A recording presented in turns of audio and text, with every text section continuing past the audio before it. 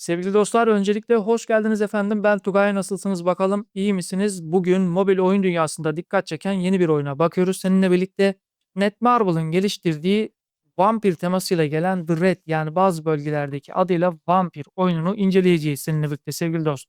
Oyundan bahsetmem gerekirse sizlere karanlık bir dünyada geçen vampir temalı bir mobil MMORPG diyebilirim.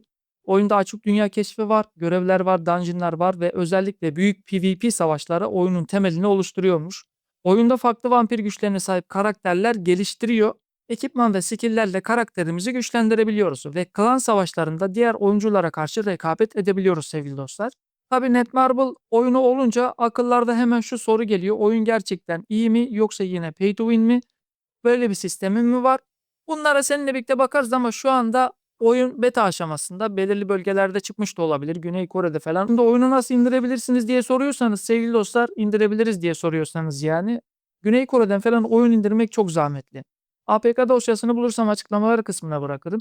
Şimdi biz zamanda ülkelerimizi bazı bölgelere değiştirdiğimiz için indirebiliyoruz. Ama sen şimdi Güney Kore'ye gidersen, Google Play Store'u değiştirirsen senden Güney Kore telefon numarası isteyecek, kredi kartı bilgileri isteyecek. Sen de bunları bulamazsın.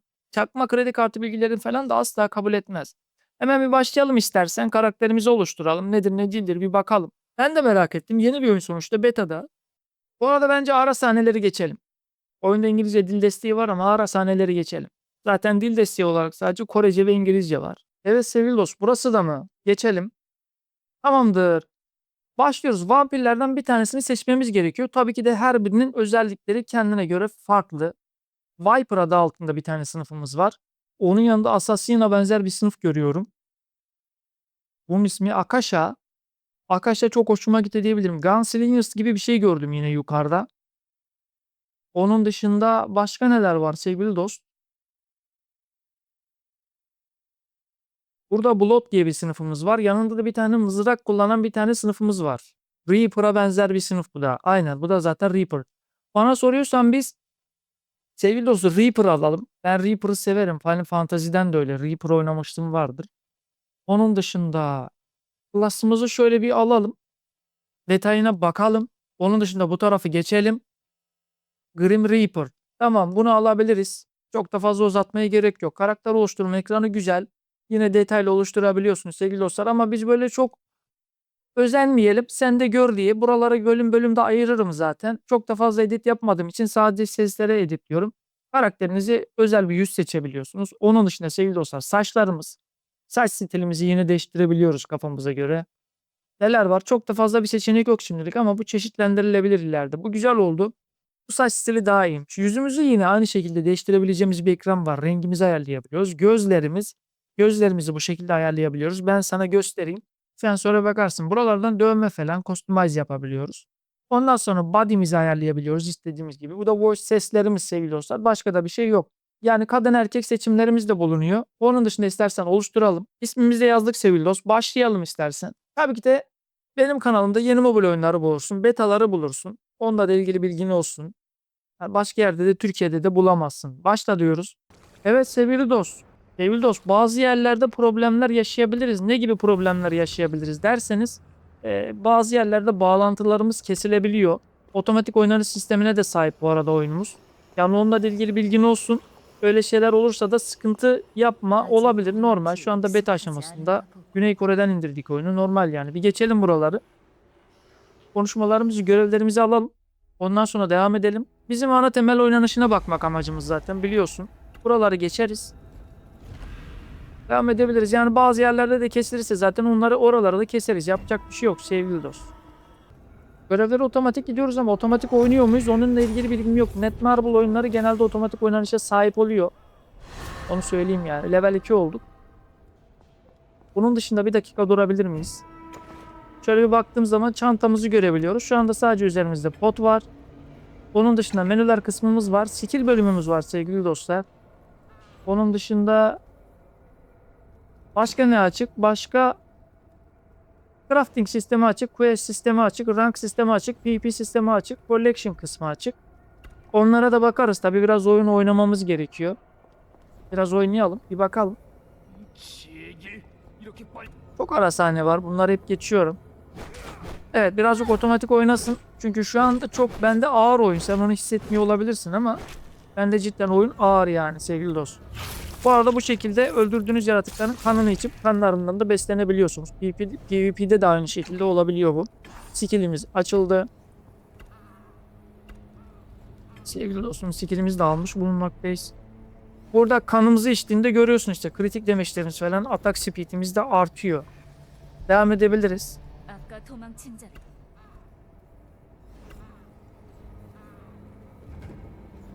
Görevden ödüller verdi. Yeni bir şey açıldı mı? Mail geldi bir tane. Bunlar oynadığımız içindir. Kutu falan verdi. Bunlara bakalım. Bunların içeriğinde ne var? 3 tane kutu vermiş. Ya benim amacım sana yeni oyunları göstermek. Beni biliyorsun. Başka bir amacım yok yani. Onu da söyleyeyim sevgili dostum. Evet, şöyle bir durabilir miyiz? Ya da durmayalım. Sonra bakalım kutulara. Geçelim yine görev konuşmalarına. Devam. Yine ödüllerimizi aldık. Power'ımız falan arttı sevgili dost. Devam edebiliriz. İdare eder mi? Şöyle kamera açıları değişmiyor mu ya? Bu tarafa bir geçtik. Boss fight'ım var. H'de güzel değil. N ile H varmış. Bence N daha güzel. Böyle biraz daha izometrik oldu. Devam edebiliriz. Yine konuşmamız gereken bir tane NPC var. Oyun güzel mi? Güzel oluşturulmuş ama biraz daha içeriğini oynayıp görmek lazım. Şu an peşin konuşmak istemiyorum ama sonuçta Netmarble oyunu olduğu için, oyunda PvP de olduğu için büyük bir ihtimalle yani pay to win olur. Haberin olsun. Netmarble oyunlarında başka bir şey olmaz sevgili dost. Ama istersen müzikten bir kurtulabiliriz artık. Option. Tamam da sevgili dost, müzikten de kurtulduğumuza göre devam edebiliriz artık. Yani benim izlenimimi soruyorsan oyun güzel oluşturulmuş fakat biraz daha globale çıktığında görmek lazım. Şu anda çünkü diğer yerlerde kapalı. Yani biliyorsunuz ki bu tür oyunlar Güney Kore'de pay to win de olsa oynanır. O konuyla ilgili yapacak hiçbir şey yok. Adamlar oynar. 주변이 조용하고 Ya senin gibi bir ekonomiye sahip değil yani. Amerika'daki adamlar da oynasa onlara koymaz. Aldık ekipmanımızı. Bu şekilde ekipmanlar var. Bunların yüksek ihtimalle artı basma sistemi var. Bununla ilgili haberin olsun. Şimdiden söyleyeyim. Kasaları sonra açacağız. Biraz dövüş mekaniklerini görelim. Dövüş mekanikleri idare eder. Sesler gerçekten kötü sevgili dost. Onunla ilgili bilgin olsun. Sesleri benim beğendiğimi söyleyemeyeceğim. Auto oynanış dışında ben oynarsam şu an hiçbir şey oynayamam. Neden oynayamam? Çünkü oyun çok ağır. Emin olabilirsin. Bayağı bir ağır. MS'miz de yüksektir zaten. Kaçtır şu an göremiyorum ama ilk izlenimimi soruyorsan ya çok ara sahne var Netmarble oyunlarında. O konuyla ilgili hiçbir fikrim yok. Neden bu kadar ara sahne koyduklarını anlayamıyorum. Herhangi başka kişileri göremedik şu ana kadar. Öğretici dev olabilir yani halen burası. Bir dakika durabiliriz ama istersen.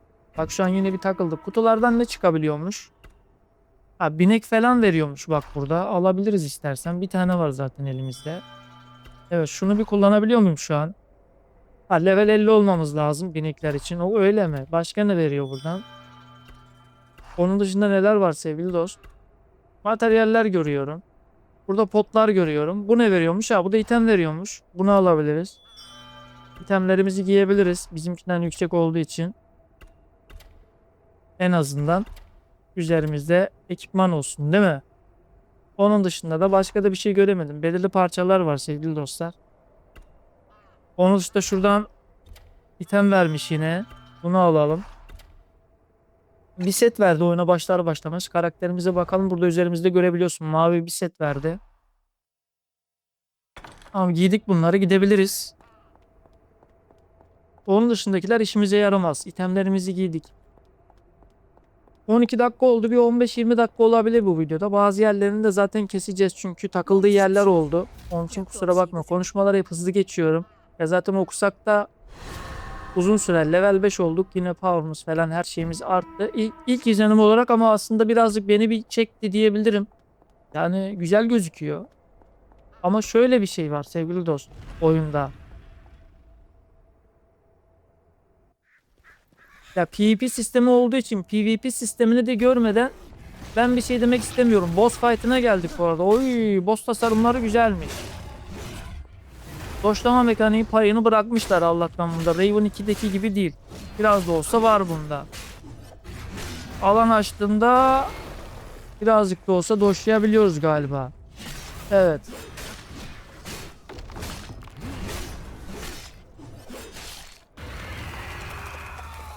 Tamam dur, bunu kestik sevgili dostum. Boss tasarımları da güzel. Konuşalım, büyük bir ihtimalle görev buydu. İstersen burada da bitirebiliriz ya şimdilik. Bu şekilde devam ediyor ama boss fight'larından hariç dediğim gibi bunun PvP'sini görmek lazım. PvP'si ne kadar bize eşitlik sağlayacak? Ya çünkü Netmarble oyunlarında itemleri artı basma oluyor. Bunda da büyük bir ihtimalle vardır. Hatta şöyle bir bakalım. Yine neler var? İşte burada görebiliyorsun bak. Koyduğun zaman artı 6 şu an zaten. Bize artı 6 set vermiş adamlar gördüğün gibi. Bak bunlar hep artı 6. İtem basma mekaniği var zaten oyun içerisinde. Collection kısımlarında zaten büyük bir ihtimalle buralardan istediğimizi seçebiliyorduk. Bu Raven 2'de de vardı. Yine aynı mantık zaten değişmemiş. Skill'ler bölümü şu anda açık. Başka PP kısmı açık ama rank bölümü açık. Adamlar 117 level mi olmuş? 38 level olmuşlar. Normaldir. Dün açıldı galiba oyunda tam bildiğim kadarıyla. Bir günde çıkmadan oynarsa 30 level falan olabilir mi? Olabilir, normal. Şu tarafta yukarıdaki yer, orayı göremiyorum. Bazı yerlerde kapalı tabii yine içeride. Bir iki tur daha oynayalım. 20 dakikaya kadar götürelim bunu. Boss fight'ı güzeldi şimdi. Ona bir şey demeyeyim. Bu şekilde boss fight'lar oyun içerisinde varsa oynarız. Onun dışında da işte PvP'yi görmek lazım. Kale savaşlarını görmek lazım. İtem artı basmaları opsiyonları kaçtan sonra yanıyor? Yine Raven 2'deki gibi sürekli artı bas, item yansın, bunlarla uğraş, taşları bas, petten binekten özellik çek gibi ise abi ben oynamam. Ya onu geçeceksin. Ama genel anlamda farklı bir tasarım. Farklı MMORPG deneyimi. Tabii ki de yeni bir mobil oyun olmasaydı da kanalımızda yer bulabilir miydi? Bulamazdı. Ya buralar ışınlanma merkezi büyük ihtimalle. Gate dediği yerler. Bunları istediğimiz zaman bu mağazadan evet diğer oyuncuları görmeye başladık. Buralarda. Harita kısmı bu şekildeymiş. Yok, web kaydı şu an açma. Haritamız bu şekildeymiş. Bu büyük bir ihtimalle komple açılacaktır sevgili dost. Bana soruyorsan. Gidelim ödülümüzü alalım. 6 level olduk bile. Onun dışında yeni bir yer açıldı. Dur bakalım. Battle Pass galiba burada. Bakayım bir. Yok. Mağazada satılan eşyalar sevgili dost. Kartlar falan var yine. Kartlarda büyük bir ihtimalle bunlarda petlerden, bineklerden veya kostüm gibi şeyler oluyordu ya Raven 2'de. Kartla çekiyordunuz hani. Üzerinizde kostüm giyiyordunuz. Onların kartı, evet bak en sağ altta görebiliyorsun. Bak en sağ alta bakarsan ben oraya ok işareti yaparım. Kostüm kartları var yine görebiliyorum. Kristaller var yine görebiliyorum. Aylık kartlar var yine görebiliyorum. Bak bunların içerisinde diamondlar da bu şekilde. Tamam, anladım. Buralarda ne satılıyor? Teleport scroll'ları var. Onun dışında kartları görüyorum yine. Başka neler var? Ticket'lar görüyorum yine. Onun dışında dost burada ne var başka? Gear'lardan falan bahsetmiş. 35, 40, 65 level olmamız gerekiyormuş. Gold'lar satılıyor. Yine bir sürü kart görüyorum. Ne kartıymış? Summon kartları görüyorum. Mount summon'lar görüyorum. Aynı Raven 2'deki mantık büyük bir ihtimalle. Evet, mağaza sistemi fazla değişmemiş. Ya bana soruyorsan aynı Raven 2 gibi çıkacak yani. Ben oynamam. Yani full para verirsin buna. O yüzden benden devamı çıkmaz. Bir iki tur daha oynar bitiririm ben. Onun dışında bilmiyorum ya. Senin de fikirlerini almak isterim. Yeni bir mobil oyunda olmasaydı zaten benim kanalımda da hiçbir türlü kendisine bir yer bulamayacaktı. Görmüş olduğun gibi yine aynısı bak. Power'ın artıyor. Attack speed %130 veriyor. Tamam yani Legendary kırmızı sarı bak kostümler var. Aynı Raven 2. Raven 2'nin kopyası, sadece tasarım değiştirilmiş. Yani ben Kore'den çok iyi MMORPG çıktığını zannetmiyorum ya. Ben bunu Raven 2'de de söylemiştim. Hangi jenerasyonun söylediğini bilmiyorum abi ama çok kötü. Ya çok kötü, çok kötü. Kutular bitmeyecek. Summon kartları çekeceksin. Onun dışında abi pet binek yapacaksın. Onu yapacaksın. Bunu yapacaksın. Buradan bir tane item al diyor. Pot mu alayım? Oldu mu? Oldu. Tamamdır. Ya item al diyor da biz pot aldık. Kutu falan verdi yine. Bunların içerisinde ne var? Bak yine kart var ama kaçta kullanabiliyoruz? Bir dakika, bir dakika. Dur bakalım bir. Bunun içerisinde yine bak kostüm kartı geldi hemen. Bir aç bakalım bir. Ne geliyor üzerimizde? O kostüm kartını kullanabiliyor muyuz şu anda? Nerede? Evet, kullanabiliyoruz. Rastgele bir tane geliyor. Aynen Raven 2 yani. Raven 3 de diyebiliriz hatta buna. Geç bakalım bir. Relik geldi brocum. Ha geldi. Ne veriyormuş bu kostüm bize? Şuradan mı görebiliyorduk? Evet, bu ne veriyormuş? %28 atak speed'i var. Oo, %28 atak speed'lik şey geldi bak. Görüyor musun hemen? Tak aldık. Onun dışında bence burada bitireceğiz. Başka neye bakabiliyoruz diye soracak olursan. Port kısımları açıldı. Bir dakika, web kaydı geç abi. Başka üzerimizde ne var diye soracak olursan şöyle göstereyim. Bu kullanılamıyor zaten. Şurada onlu bir şey verdi yine. Bunlar pot. Tamam, onları geç. Bunlardan ne çıkıyor? Bunlardan yine sevgili dostum silah çıkıyor. Başka ne çıkıyor? Kristaller var. Bunların hepsiyle item basmada kullanacaksınız. Potlar var bak, yine her şeyinizi yükseltiyor. Bunlar mağazada da satılacak. Haberiniz olsun. Kötü buldum. Ya Raven 3 diyebiliriz buna abi. Bunun bir Raven'dan bunun bir farkı ne ya? Harita yapısı güzel. Oynanış güzel. Yine market kısmında sıçmışlar. Buraya kadar da izlediysen çok teşekkür ederim. Abi kendine çok iyi bak. Yani çok uzun süreli benim oynayabileceğim bir oyun değil ama betasını oyna, ikincisi, üçüncüsünü yap diyorsanız oynarım. Zaten ben buna para yatırmam abi. Yani market sistemine bir daha bakalım istiyorsun ama çok kötü abi ya. Yani bunların market anlayışını ben anlamıyorum. Bak burada yine aynı Raven 2 sistemini yapmışlar bak. En üstte koymuşlar mor şeyleri. Tamam mı kanka? Onun dışında koymuşlar yine kostümleri, petleri, binekleri, hepsinden ayrı ayrı özellik çekiyorsun. Daha para yatırmadan. Bak, para yatırmadan üzerimize %28 atak speed aldık. Yani şunu aldığın zaman %130 atak speed alıyorsun ya. 241 atak arttırıyor. Defans arttırıyor 462. Abi bu Raven 2'deki sistemi zaten eleştirdik. O kadar eleştiri yedin. Halen aynı boku yiyorsun. Halen aynı boku yiyorsun ya. Ya bu şekilde olmaz abi yani. Bilmiyorum ama ya siz ciddi anlamda buna girer girmez 20 binlik olursun. Ya daha şu an globale çıkmış olsa şu oyun 20 binlik olursun. Aynı dakika. Bak şakasız söylüyorum. Size kolay gelsin baba. İyi günler. Hoşça kal. Bir sonraki mobil oyunlarda görüşürüz.